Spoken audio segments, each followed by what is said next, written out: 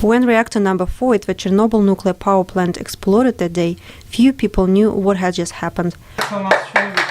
Luba Shara, who now lives in the United States state of Virginia, was a Kyiv high school student at the time. As the news reached Kyiv unofficially and panic began to spread, she heard about it from her sister. But she recalls it was impossible to get any reliable information about what happened. I was struck by news or by rumors that all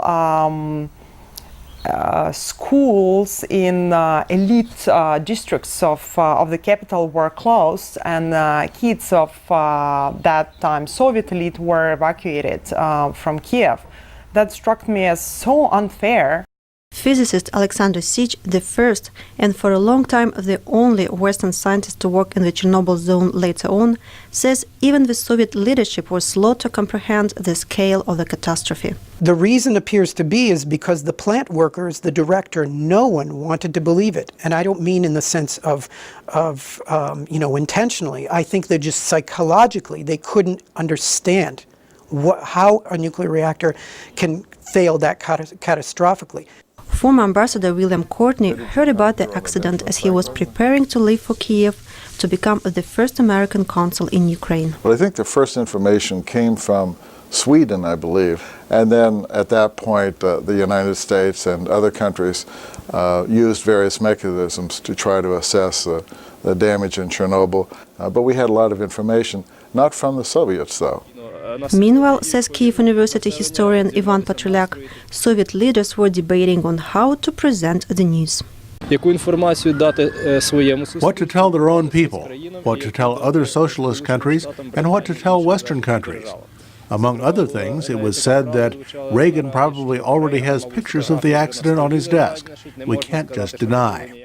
It was not until May 14, almost 3 weeks later, the Soviet leader Mikhail Gorbachev went on national TV to talk about the tragedy. The Chernobyl accident had serious economic impact. Some historians calculate the Soviet Union spent the equivalent of between 20 and 30% of its gross domestic product on dealing with the disaster and its effects. Ultimately, it had grave political consequences in Ukraine.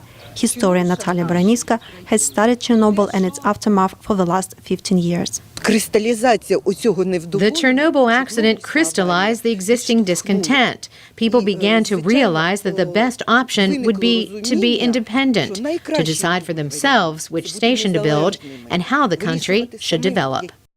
One example, former Kyiv resident Luba Shara. At that time I realized that the system that doesn't care about its people should be changed.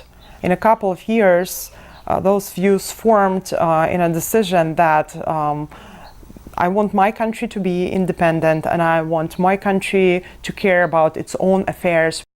Former diplomat and Soviet expert William Courtney says Chernobyl played only a minor part in the eventual collapse of the Soviet Union, compared to other reasons. I think the combination of Afghanistan and the suppression of the Solidarity movement in Poland, the pressure from the international community after the Helsinki Final Act for recognition and respect for human rights in the Soviet Union, all played key roles.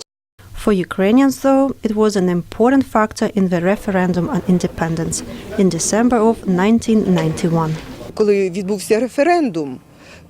When the referendum took place, all this discontent, propaganda, reasoning related to the Chernobyl accident, it all led to the people voting in favor of independence.